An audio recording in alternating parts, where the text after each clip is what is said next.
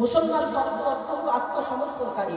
আপনি যখন এই মুসলমান হয়ে গেলেন, আপনি যখন এই কালেমা পড়ে দিলেন লা ইলাহা ইল্লাল্লাহু মুহাম্মাদুর রাসূলুল্লাহ, তখনই আপনি আপনার নিজের ইচ্ছা মতো চলতে পারবেন না। যখন এই কালেমা পড়ে আপনি মুসলমান হয়ে গেলেন, আপনার ইচ্ছা মতো চলতে পারবেন না। আপনার যা ইচ্ছা তা কিন্তু আপনি করতে পারবেন না। আপনাকে চলতে হবে হুজুরের মতো, আমার রাসূলের মতো আপনাকে চলতে হবে, রাসূলের আদেশে আপনাকে চলতে হবে। তো মুসলমান না হয়ে আল্লাহ বলছেন মৃত্যুবরণ করো না।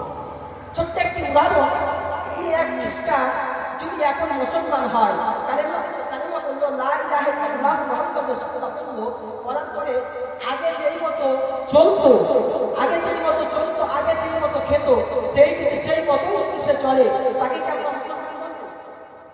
তাকে কি আমরা মুসলমান বলবো? মানে খ্রিস্টান যদি মুসলমান কালেমা করে, তারপরে আগে যেই মতো চলতো, মানে খ্রিস্টান যখন ছিল আগে যেই মতো চলতো ওই মতো যদি চলে, তাকে কি আমরা মুসলমান বলবো? মুসলমান বলবো না। হয়তো বা কালেমা পড়েছে, ঠিক তেমনই আজকে আমরা তো মুসলমান, কিন্তু আমরা প্রকৃত মুসলমান না।